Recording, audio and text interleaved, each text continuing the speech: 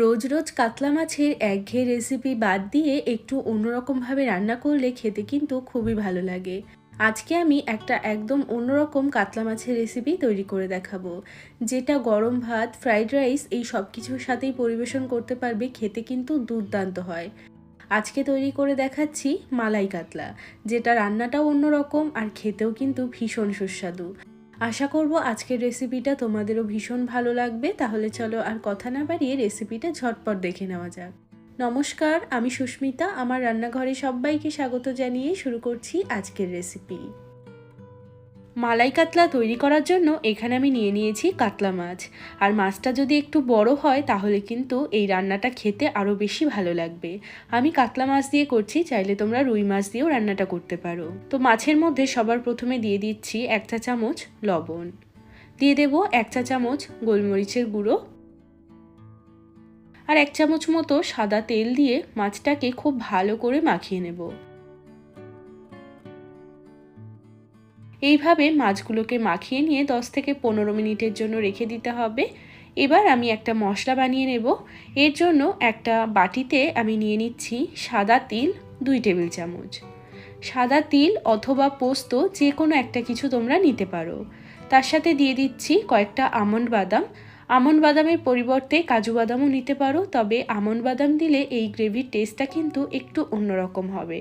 দিয়ে দিচ্ছি 2 টেবিল চামচ মতো টক দই, আর দিয়ে দেব 3-4টে মতো কাঁচা লঙ্কা। ঝালটা অবশ্যই নিজেরা নিজেদের স্বাদ মতো ব্যবহার করবে। এবার সমস্ত কিছু খুব ভালো করে বেটে নেব। তো এখানে আমাদের মশলাটা বাটা হয়ে গেছে।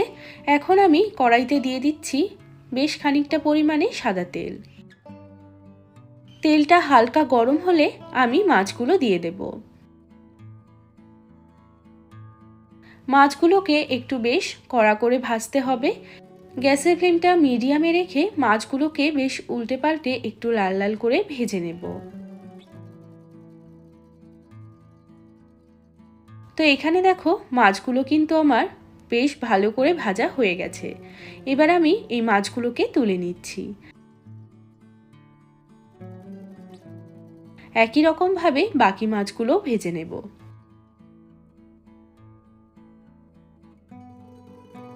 এবার এই তেলের মধ্যে ফোড়ন দিয়ে দেব একটা শুকনো লঙ্কা, 2-3টে মতো দারচিনির টুকরো, 2-3টে লবঙ্গ আর নিয়েছি 2টো এলাচ। ফোড়নটা কয়েক সেকেন্ড ভেজে নেওয়ার পর এখন এর মধ্যে অ্যাড করে দেব 2টো পেঁয়াজ বাটা। 2টো পেঁয়াজ আমি জল ছাড়া মিক্সিতে ভালো করে বেটে নিয়েছি।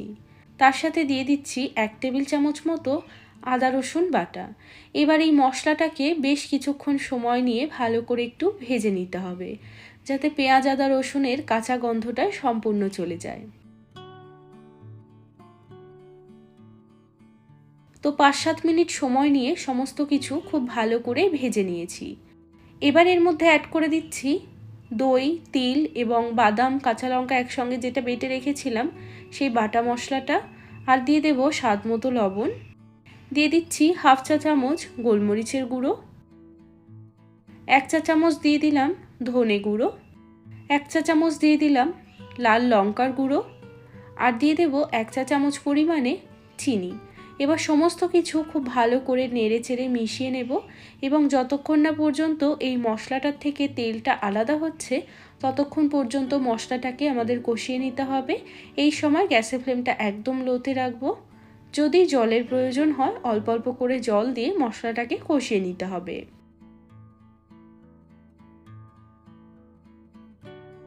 তো এখানে দেখো আরও 5-7 মিনিট মতো মশলাটা কষানোর পর ওপরে তেলটা পুরো ভেসে উঠেছে। যতক্ষণ না তেলটা এরকম ছাড়ছে ততক্ষণ পর্যন্ত মশলাটাকে কিন্তু খুব ভালো করে কষিয়ে নিতে হবে। এখন এর মধ্যে আমি অ্যাড করে দিচ্ছি দুধ। যেহেতু এটা মালাই কাতলা তৈরি করছি, দুধটা কিন্তু অবশ্যই দিতে হবে। লিকুইড দুধ বা গুঁড়ো দুধ যে কোনো একটা কিছু দিলেই এখানে হবে। এখানে আমি নিয়েছি লিকুইড দুধ, আর দুধটা কিন্তু আমি হাফ বাটির একটু বেশি নিয়েছি, আর তার সাথে অল্প করে একটু জল অ্যাড করে দিলাম। দিয়ে খুব ভালো করে মিশিয়ে দেব। গ্রেভি যে যতটা রাখতে পছন্দ করবে ততটা পরিমাণে দুধ আর জল অ্যাড করবে।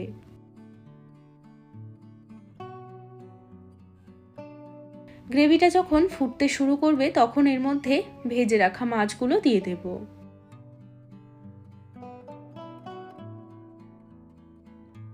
এবার ঢাকনাটা লাগিয়ে একদম লো আঁচে রেখে 10 মিনিট মতো রান্না করতে হবে।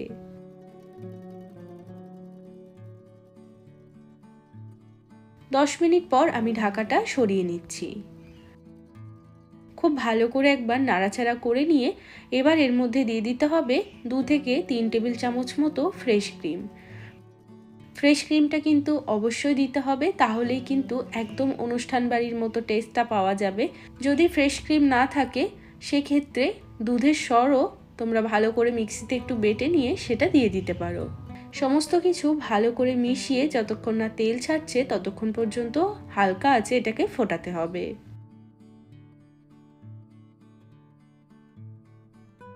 তো দেখো 4-5 মিনিট পরেই তেলটা কিন্তু ওপরে আবার ভেসে উঠেছে। এখন এর মধ্যে অ্যাড করে দিচ্ছি 1 চা চামচ মতো গরম মশলার গুঁড়ো আর দিয়ে দেব 1 চা চামচ ঘি।